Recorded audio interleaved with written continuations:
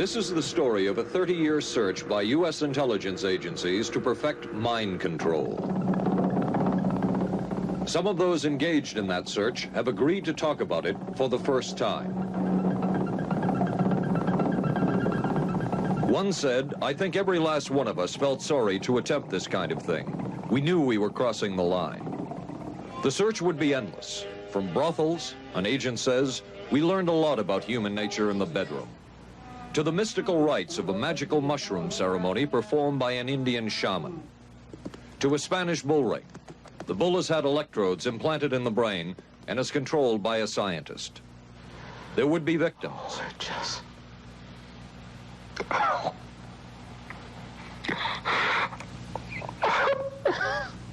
One intelligence agency tried to peel this man's mind back to reveal its deepest secrets.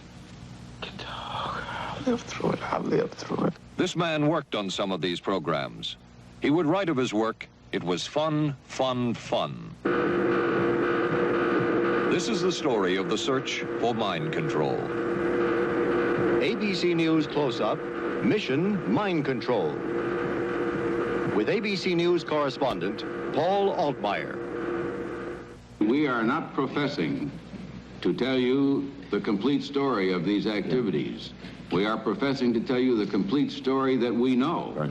But these records that we've uncovered don't tell the story. They tell pieces of it. This is a story that has been told in bits and pieces. This is an attempt to pull most of it together. We know we don't have the full story. We do, however, have some striking new revelations and insights.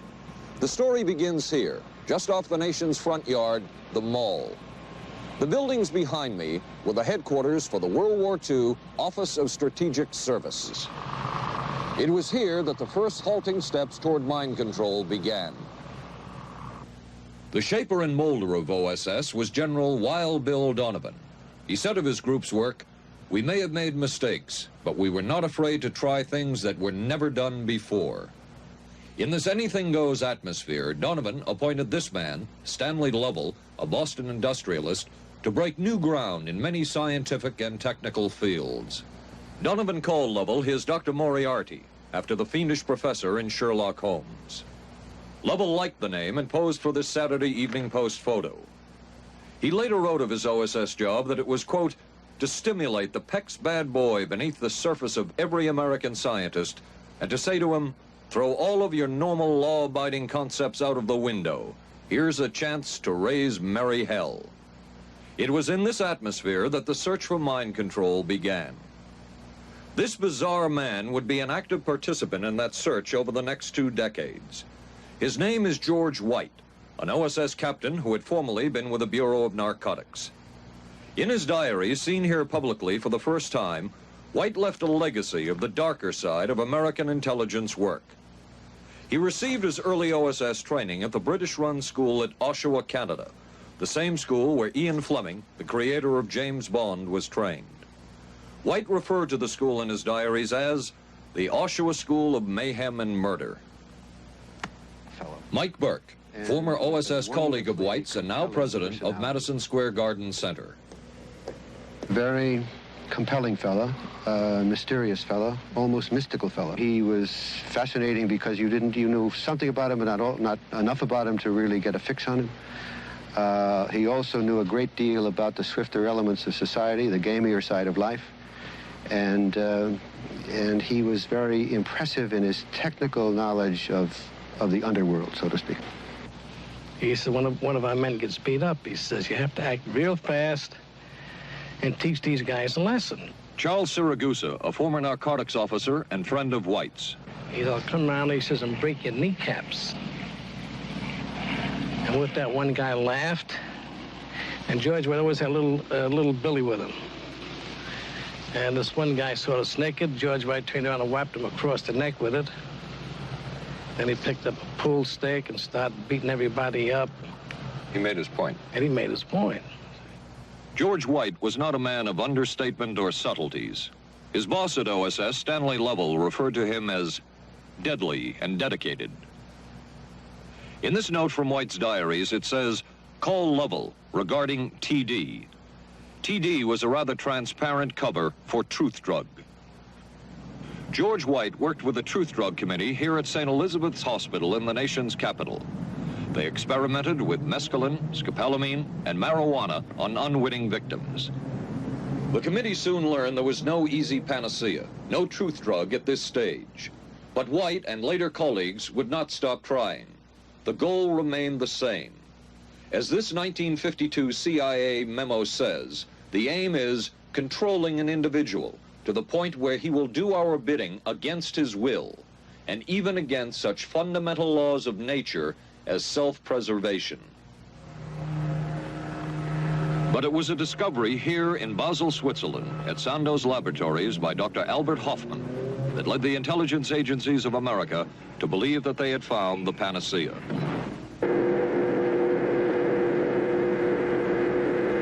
The discovery was lysergic acid diethylamide, LSD. The film that you see is considered by many experts to be the closest illustration of the effects of a hallucinogenic.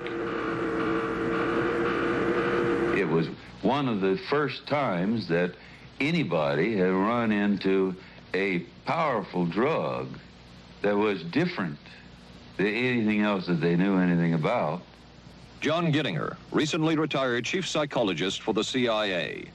This is the first time Gittinger has been interviewed publicly. We could disable a whole city by putting a very small amount on a water supply.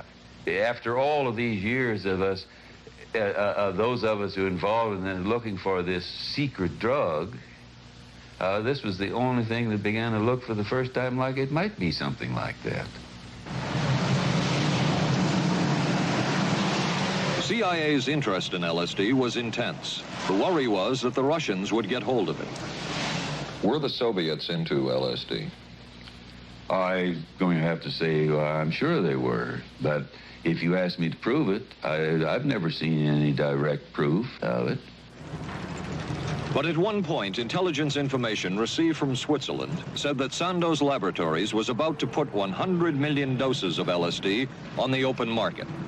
And it caused enough concern within the agency that the United States was prepared to buy the entire supply. However, a slight mistake had been made. The mistake is made public for the first time. I just found out on a new CIA document that there were no such large quantities of LSD on the market. John Marks has filed numerous Freedom of Information suits against the CIA and has unearthed much new material. He is the author of The Search for the Manchurian Candidate, a history of intelligence agency work with mind control. He is a consultant for this report. What happened is that there was a military attaché in Switzerland, an American officer, who got milligrams and kilograms mixed up. In other words, he made a mistake of thinking 1/1000th of a gram was the same as 1,000 grams, which is a mistake of 1,000,000 times. So when the CIA got the intelligence that there were 100 million doses on the market, in fact, there were 100 doses. The man who would oversee the CIA's research into drugs and most of the agency's behavior programs is this man, Dr. Sidney Gottlieb, a chemist. Dr. Gottlieb declined ABC News' request for an interview. In their never-ending search for the miracle weapon, CIA operatives searched here in the remote mountain areas of southern Mexico for what up to then had been considered a myth, magic mushrooms. They used this man, a part-time chemist for the CIA, to dupe this man, a vice president of a bank and an amateur mycologist or mushroom expert, to try to get to the magic mushrooms and turn them into a drug. But it would be the amateur, R. Gordon Wasson and his colleagues, who would win the race and develop the drug psilocybin from the magic mushrooms. We went into the Mazatec area, far from the highways, remote from Mexico City. There we found that rotten bagasse, as it's called, bagasso, covered with mushrooms. These mushrooms I didn't know, had never seen. They were the sacred mushrooms. Wasson would also discover and record the ancient mystical rites of the mushrooms from a local shaman or magical priestess, Maria Sabina. And we were seeing incredible sights. If you're enjoying this video, click on like and subscribe to get notifications when we release more. Go slowly or they would go fast as I ordained. All all your senses are rendered acute. We say that you see visions, you see hallucinations, but that doesn't begin to tell the story. The hallucinations are only part of it. You hear sounds, you smell things. The night was thrilling. Word of Wasson's discovery reached the CIA quickly. Dr. James Moore, a University of Delaware chemist, secretly served the CIA preparing deadly chemicals on short notice. Moore was instructed to get close to Wasson and accompany him on another trip to Mexico to get the magic mushrooms. Internal documents show the CIA felt a drug derived from the mushrooms could remain an agency secret. What in the world were they looking for with the magic mushrooms? I think the best answer to that is that they were looking for fundamental information on compounds that would be capable of causing changes in behavior, changes in mental attitude. Did you ever consider what would have happened if any of these substances were given to, say, unwitting people? Oh, I don't remember having considered that specifically.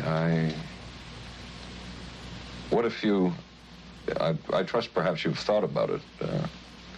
Well, I haven't worried about it. Your question again, what would I have thought had I known that any of these substances would have been given to unwitting persons? You mean a hostile agent of another government? No, I mean that was probably one of the things they had in mind. I mean testing it out on an American citizen. I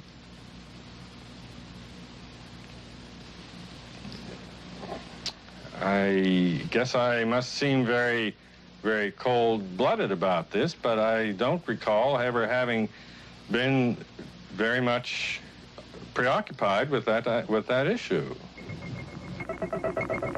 But many drugs were tested in this way. A decision was made at the highest levels of the CIA to do testing on unwitting Americans. As one CIA document says, such testing would be operationally realistic. A former CIA official who worked on these programs describes for the first time how the decision was made. He did not wish to be filmed or recorded. Thus his remarks are read by someone else. I think every last one of us felt sorry to attempt this kind of thing. We knew we were crossing the line. Every decent kid knows he shouldn't steal, but he does it sometimes. We knew damn well we didn't want anyone else to know what we were doing. The decision was made to do testing on unwitting victims. It was decided they should be on the fringes of society because they were most vulnerable. It was the borderline underworld, prostitutes, drug addicts, and other small-timers who would be powerless to seek any kind of revenge in case they found out.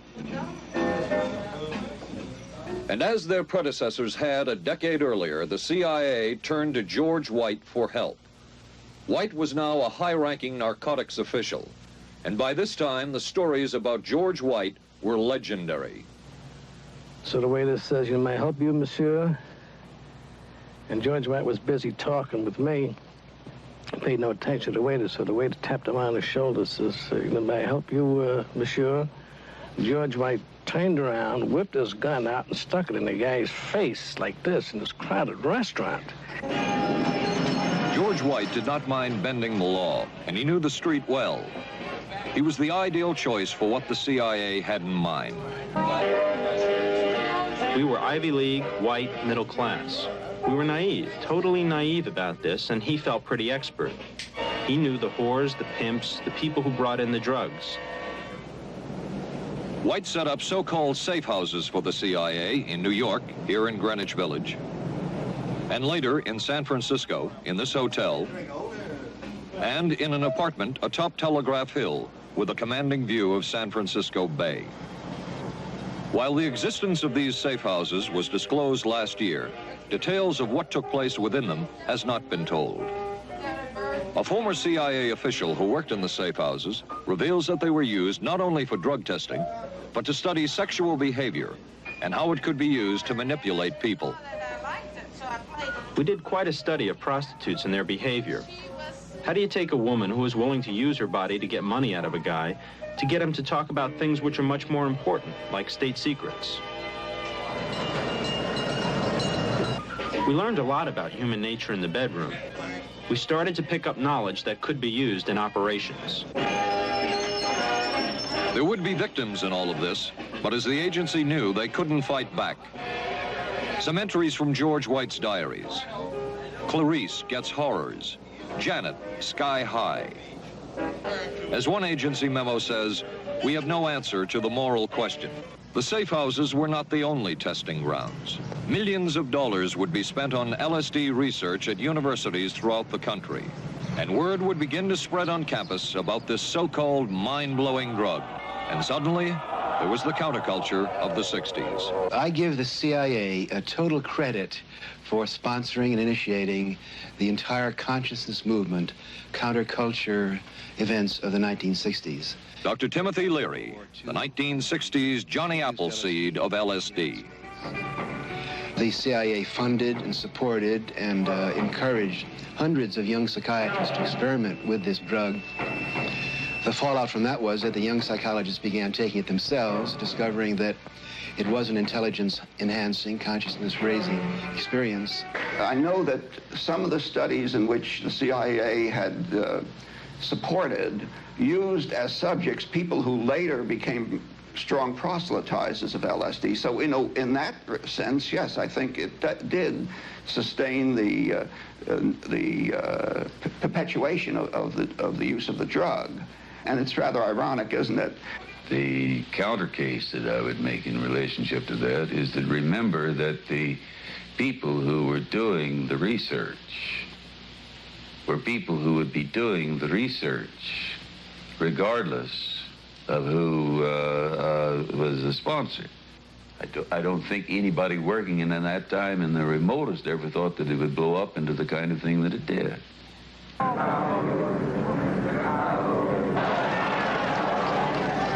History will judge the role of the CIA and other intelligence agencies in unwittingly contributing to the counterculture of the 60s through their intense interest in LSD and other hallucinogenics.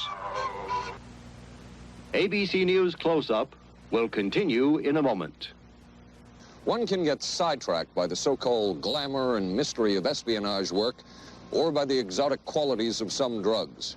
But what you can't lose sight of is what all of this would mean in terms of individual human beings. There would be deaths, there would be long-lasting and harmful effects. The best-known case is that of this man, Frank Olson, a chemist employed by the Army Chemical Corps, who in 1953 was slipped LSD unknowingly at a meeting with CIA officials. Shortly after that, Olson went into severe depression. Frank Olson was the first known fatality in the CIA's LSD program. Olson left behind a widow, Alice, and 3 children, but it would be years before they learned the real story of his death. Shortly after his suicide, Alice Olson was visited by Dr. Sidney Gottlieb, the man who had administered the drug, and by Robert Lashbrook, his deputy, who was the last person with Frank Olson the night of his death. It was probably to check me out and see whether I was handling myself and handling the situation, whether I was hysterical. And I'm sure they left the house feeling ever so much better because I had been gracious and hospitable to them, so that I must have played right into their hand and made them feel fine. 23 years later, how did you feel about that meeting? My anger was unbelievable at how I had been duped for this length of time, and the anguish which was unnecessary. Anyone who knew during all of those years never told Alice Olson the real story of her husband's death. She would discover it by accident more than 2 decades later. In essence, it was a 22-year-long cover-up. Lyman Kirkpatrick was Inspector General of the CIA at the time of Frank Olson's death. But had not the Olson case occurred within the secret confines of the CIA, would not this case have been a prosecutable case? Perhaps manslaughter? I would think very definitely prosecutable, and certainly from the point of view of of Mr. Olson, why it should probably have been actionable. Frank Olson's suicide slowed down the CIA's testing of LSD and other drugs, but only momentarily. The CIA was not the only government agency interested in the possibilities LSD and other drugs presented for mind control. The Army Chemical Corps first started working with the CIA and then branched off on its own. It too tested drugs on unwitting victims, and a death would result. The case of this man, Harold Blower, a tennis pro, seen here with his daughter Elizabeth, is well known. In 1953, Blower was a private patient at the New York State Psychiatric Institute. He was given 5 injections of a mescaline derivative that was being tested secretly for the Army Chemical Corps. With the 5th injection, Harold Blower died. As with the Olson case, a 22-year cover-up followed, until finally the Army admitted the real details of Blower's death. Since the initial news stories of Harold Blower's death, close to 5,000 documents, previously classified, have been released by the Army and obtained by ABC News. They provide valuable insight into Army activities at the time of Blower's death and where the Army went from there with their own drug testing program. From a previously classified deposition of Dr. James Cattell, who administered the mescaline derivative, on the purpose of the drug testing, to produce symptoms similar to those that you see in schizophrenia, on how much the patient knew about all this. We didn't delineate all the possibilities of what might happen because then you contaminate your experiment. Cattell then relates that he never even knew what drug he had given Harold Blower because of the secrecy of the Army experiments. We didn't know whether it was dog piss. This was secret. This was a secret. We weren't in on it. We asked Blower's daughter Elizabeth for her reaction. What? How can anybody react to that? I mean, that is so far from what you'd expect from a human being, never mind a doctor, never mind a professional specialist who's supposed to care about people's minds. It's unbelievable. A suit filed by Elizabeth Barrett against the Army Chemical Corps is now pending in federal court. Other Army experiments continued on mental patients around the country. Work done at the Tulane Medical Center in New Orleans involved several drugs, hallucinogenics, and electrodes implanted in the brain. The chief researcher was Dr. Russell Monroe, now head of the psychiatry department at the University of Maryland. These are various progress reports written by Dr. Monroe and recently obtained by ABC News. From one of the progress reports, a report of a woman who had electrodes implanted in the brain and was then given LSD and other drugs. She became agitated, cried, lapsed into a trance-like state.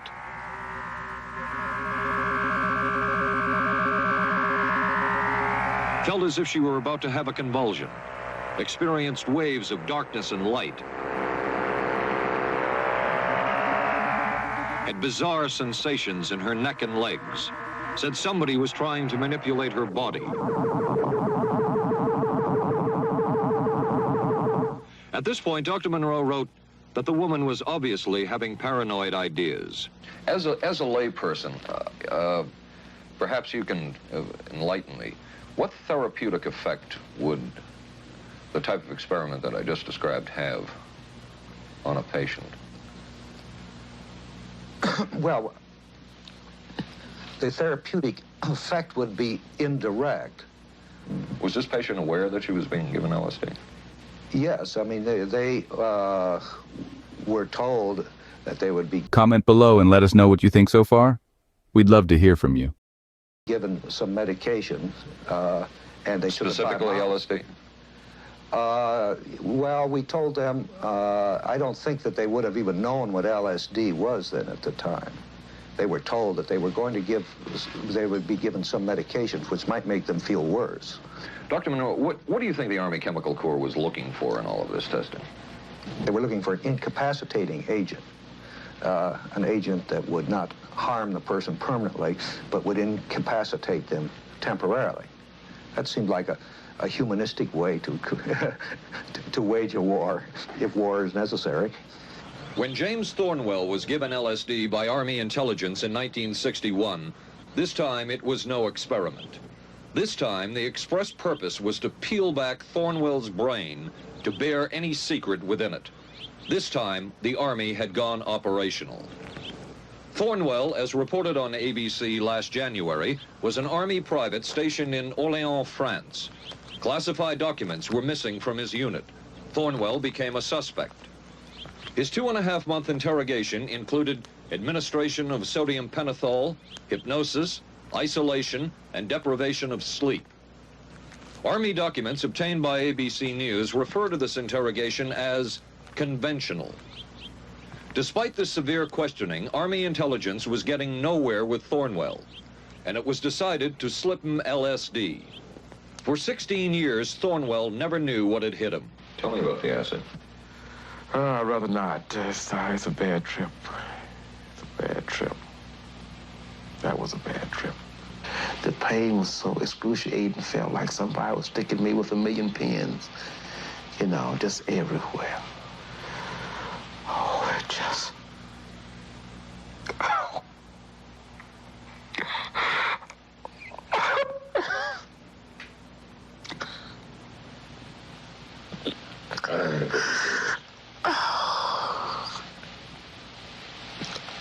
You want to stop for me?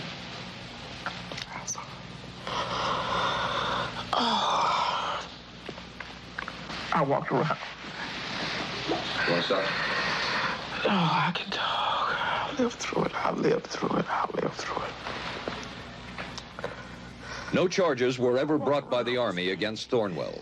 He was discharged for psychological disorders. But an Army psychiatric evaluation of Thornwell obtained by ABC News, one which was done prior to Thornwell having been given LSD, says of him, fairly cooperative, oriented, alert, and gave no evidence of psychosis or depression. From the Army's point of view, this type of LSD interrogation was a success. Other documents refer to the exploitability of interrogation subjects, cracking them, keeping them off balance mentally, and providing an economical, speedy, and productive aid to interrogation. From James Thornwell's point of view, it was no success. Thornwell still has serious problems. He's run through 2 marriages. He maintains he can't hold a job, can't concentrate, has nightmares, and feels socially and emotionally isolated. Last fall, Thornwell filed suit against the government in federal court. In a moment, we will examine the closest experimentation to brainwashing that we have uncovered.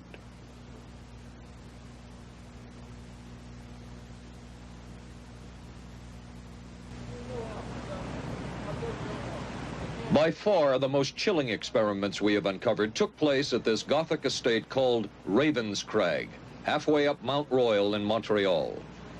It houses the Allen Memorial Institute of Psychiatry of McGill University. It was here that the CIA funded a series of experiments, severe experiments. The work was done by the Institute's then director, Dr. Ewan Cameron. It is the closest experimentation to brainwashing yet disclosed. His work, unprecedented in psychiatry, consisted of 3 areas which he called sleep therapy, psychic driving, and the ultimate depatterning. Dr. Maurice Dongier, current head of the Allen Memorial Institute. In his psychic driving, so-called type of therapy, he would give the patient intensive electric treatment in order to make the patient regress deeply, become forgetful, and then he would attempt to implant new ideas in the mind of the patient. Now, to a layman, it would appear that Dr. Cameron was trying to take the slate and wipe it clean, the slate being the mind. In other words, brainwashing. Exactly, that's a very good comparison. Brainwashing. Yes, to that. Val Orlico of Winnipeg, Canada, the wife of a member of the Canadian Parliament, was a patient of Dr. Cameron's. She entered the Allen Memorial Institute because of severe depression. She describes for the first time publicly the LSD therapy and psychic driving treatment that she was given by Dr. Cameron. And then the drug began to take hold very rapidly because it was an IV injection. And things became very furry and very frightening, and had a lot of sensations that it's very difficult to recall. Nobody explained it to me. Nobody ever asked me if I was willing to do it or anything. He had this feeling that he would be able to get through the resistance of illness and to reach deep changes very quickly. Did he?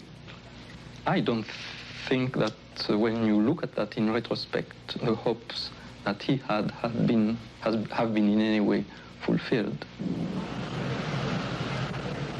But Cameron would plunge on. The next step was what he called psychic driving. This involved almost endless tape-recorded messages and more drugs for the patient. Cameron wrote that this was the way to make direct controlled changes in personality. I thought this was the coldest and most impersonal treatment that anybody could give to anybody in the world. And I became more and more despondent and more angry. The most severe technique Cameron used was de-patterning. He described it as breaking up the existing patterns of behavior by means of intensive electroshock therapy with prolonged periods of sleep. He carried out these experiments in something he called the sleep rooms. People in there were like babies. They cried and they were very disoriented. And we were very afraid of the sleep room. We used to walk very carefully against the side of the corridor that was opposite the sleep room with our backs to the wall when we'd go by. Cameron used this combined sleep electroshock treatment on patients as long as 30 days. One patient he kept asleep for 65 days. Cameron retired, and his successor, Dr. Robert Cleghorn, ordered a follow-up study on the patients treated with Cameron's de-patterning method. It showed that it was no more beneficial in its result than the use of more conservative methods. But the follow-up study showed that 60% of those who had been de-patterned still had amnesia for periods of anywhere from 6 months to 10 years. That's quite a memory loss, isn't it?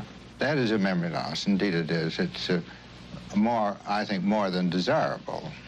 In retrospect, does Dr. Cameron's experimentation and his treatment appear harsh? I would say yes. I mean, this forceful type of approach that I was describing to you is definitely, it can be said that it's harsh. I wouldn't call it harsh. I would say it was harder on the staff than it was on the patients, because these people had to be fed and they had to be cared for and they had to be given sufficient fluid and food and toileted and so on and so forth. It was a very difficult thing for the staff to follow these patients properly and see that they did well. Well, I'm glad he was concerned for the staff. But damn it all, I wouldn't. I could have maybe had a different kind of life. And that makes me angry and sad, and I don't know how to explain how I feel, really. I just. How did you feel when you learned that Dr. Cameron's experimentation was financed by the CIA? Well, I thought, oh, I can't even use the word that I thought, because I thought, that bastard. And he was too smart. He knew who he was working for. And, excuse me, but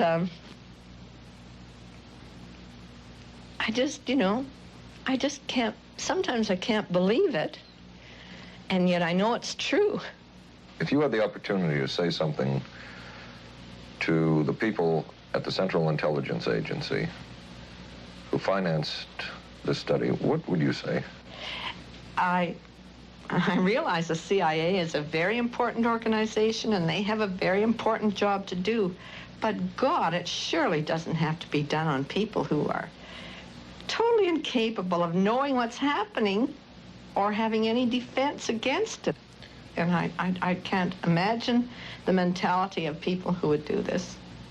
I just can't. As for Dr. Cameron, he died in 1966 while mountain climbing. A colleague wrote of Cameron, "For him, the ends justified the means. And when one is dealing with the waste of human potential, it is easy to adopt this stance. Dr. Cameron seemed ideally suited for what the CIA had in mind.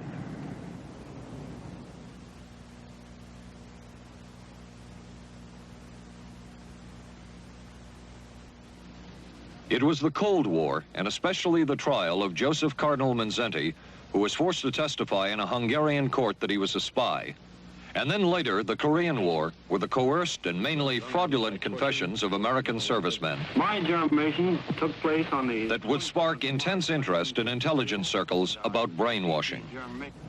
The CIA secretly commissioned a study of communist brainwashing methods at the Cornell University Medical Center. A leader of that study was Dr. Lawrence Hinkle. He explains first the Russian method of controlling and breaking a person. Absolutely isolated from everyone else, with one man whose job it is to get you to write the extent to which you are a criminal. In this setting, you can get people to do most anything, do you see? Because you don't have to lay a hand on them. And by the time you get through and you go up before the judge, the fellow says, were you a spy? He says, yes, I was a spy. The Chinese never really had this kind of a state police system. They would get him in, and all this fellow does is ask you to write, rewrite, and talk to him about your whole life. Graduated from pilot training in 1949. While the purpose of the study was to find out about communist brainwashing techniques, CIA documents show that the agency was interested in developing mind control methods of its own to precondition and control Chinese living in this country to be sent back to their homeland as CIA agents. What do you think they were looking for?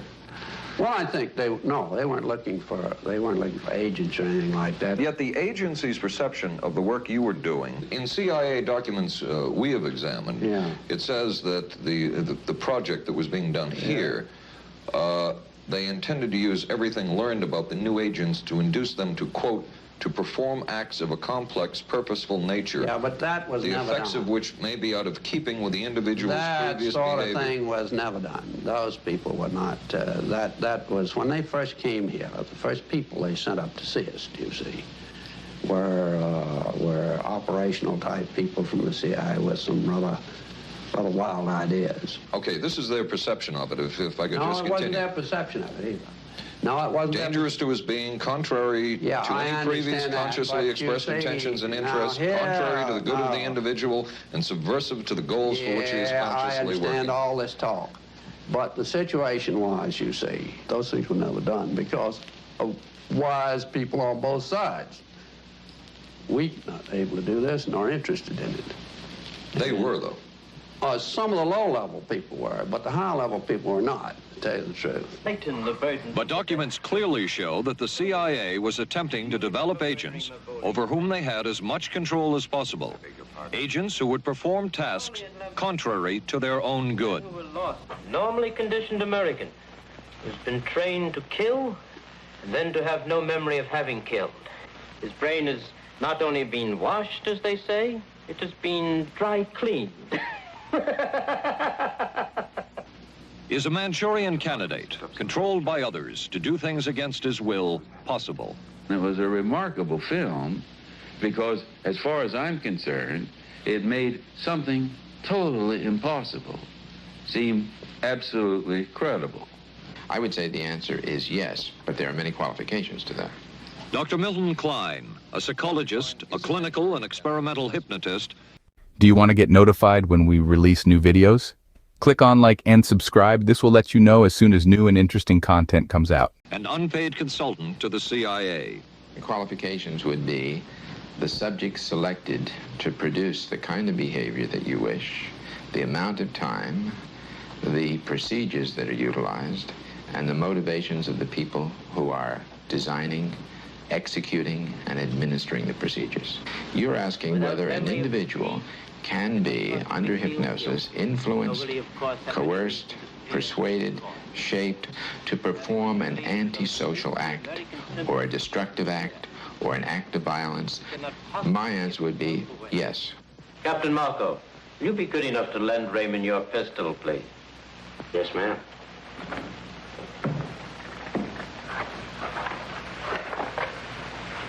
Thanks, Ben. Sure, kid. Shoot Bobby Raymond through the forehead. Yes, ma'am.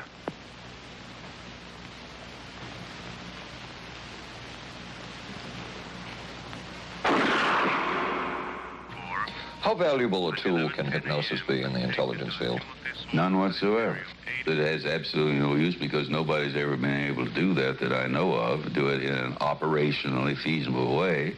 I'm not in any way saying that hypnosis doesn't take place. I'm not saying there's nothing to it. I would say that most government agencies concerned with intelligence operations have been looking to hypnosis as a tool for a variety of purposes, one of which is to carry out and to execute certain intelligence operations on a basis where they would not have to rely completely on some of their own emotional reactions. Actually, would that entail murder? It could, if you consider that an act of killing someone under circumstances of war is murder. I think one has to define what that means. Under circumstances of peace? Under circumstances of peace, it would be murder. Another former CIA agent says that Fidel Castro at one time was considered as a possible target for a Manchurian candidate. Castro was naturally our discussion point. Could you get somebody gung-ho enough that they would go in and get him? But if you have 100% control of a guy, you have 100% dependency. If something happens and you haven't programmed it in, you've got a problem. So in the end, it was decided that a Manchurian candidate was not feasible. But the search for mind control continued. But could the mind be controlled? Perhaps not. But is human behavior predictable? In this area, the CIA did make a significant breakthrough. A personality assessment system designed by the agency's chief psychologist, John Gittinger. It comes close to being able to predict how humans will behave. It's really a descriptive system, an attempt to try to describe personality in a relatively systematic way so that hopefully you can get some kind of an idea to predict what the behavior between different kinds of individuals. Gittinger's system had many uses in intelligence work. One was to draw personality portraits of world leaders. Using Gittinger's system, the agency concluded the Shah of Iran is a brilliant but dangerous megalomaniac whose basic problems resulted from an overbearing father. And there were other applications. Your assessment staff played a key role in helping other governments pick their police intelligence agencies, including, we've learned, the Korean CIA, Uruguayan National Police. Can you tell us about this? No. Author John Marks. The former #2 CIA man in Uruguay told me how in 1966, John Gittinger and an assistant traveled down to Uruguay and gave the tests in order to select members of the Uruguayan intelligence service. A psychologist who used to work for the CIA told me in 1961 he personally traveled to South Korea as part of an American CIA effort to set up the Korean CIA and to give the personality tests to candidates for the Korean CIA to choose the best man for their secret police. But one of the basic functions of Gittinger's system was finding the vulnerabilities of an agent, a double agent, or a potential agent. In its applicability to intelligence work, isn't the PAS system looking for a person's soft spot? Well, of course, the answer to that is yes, but I hasten to say soft spot. This is what I consider a negative word. Of the hundreds of behavioral projects undertaken by the CIA, Gittinger's appears to have been one of the more successful and more conventional.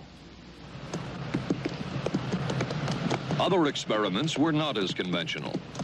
Neurophysicist Dr. Jose Delgado was financed by the Office of Naval Research.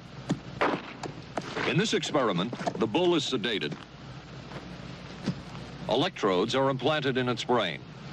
Delgado transmits an electronic impulse to the center of the bull's brain. Delgado has remote control of the animal. Recently released CIA documents refer to the feasibility of remote control of animals and that special investigations will be conducted toward the application of selected elements of these techniques to man. Other areas were examined through the 60s and 70s.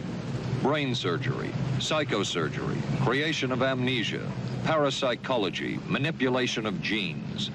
Even though past and present CIA officials have indicated this kind of work ended in 1963. Whole truth, nothing but... And one of those who took part in these programs. Thank you, sir. In 1977, a Senate subcommittee heard testimony from many of them, but the testimony was not that revealing. According to one of them, they agreed amongst themselves to keep the inquiry within bounds that would satisfy the committee. Former narcotics officer Charles Siragusa says that he was asked to limit his testimony by the man he reported to at the CIA. He wanted me not to say anything. To perjure yourself. That's right. Well, either that, I'd have to perjure myself or take the Fifth Amendment. And I'm not about to take the Fifth Amendment for anybody. Okay. Former CIA chemist Robert Lashbrook testified he had no first-hand knowledge of the agency-run safe houses when, in fact, he supervised one of them. And according to George White's diaries, was at a safe house when White conducted what he called an LSD surprise experiment. Dr. Sidney Gottlieb, whom we recently filmed near his California home, oversaw many of the CIA behavioral programs. He retired in 1973 and destroyed the records of this work. In sort of a valedictory letter, Dr. Gottlieb wrote that he and his colleagues had been able to maintain contact with the leading edge of developments in the field of biological and chemical control of human behavior. Dr. Gottlieb also testified before the Senate subcommittee, but from an anteroom where he could not be filmed because of what his lawyer termed health and cardiac problems. Dr. Gottlieb declined ABC News' request for an interview. And what of George White, the man who helped the agency in so many of its programs? He would retire here to Stinson Beach, California. And shortly before his death, he wrote to his boss at the CIA, Dr. Sidney Gottlieb, and summed up his career by saying, "It was fun, fun, fun. Where else could a red-blooded American boy lie, kill, and cheat, steal, deceive, rape, and pillage with the sanction and blessing of the All-Highest?" Has mind control been achieved? From all of the available evidence, it appears doubtful. The human will has prevailed up to this point. But as we have seen, work is continuing in this field, work that we still don't know very much about. How deeply are the Russians and other dictatorships into all of this? We really can't say, and the CIA is reluctant to give out information about it. But the basic question remains, what place does all of this have within a democracy? One final point should be made. As one of the persons who worked on these programs told us, we are very capable, conscientious, and very dedicated scientists working for our country. Their work speaks for itself. This is Paul Altmaier for ABC News. Good night.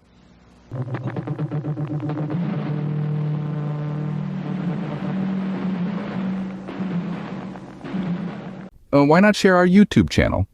We love sharing information and hope you do too. Click on like and subscribe, then share the YouTube link with friends and family.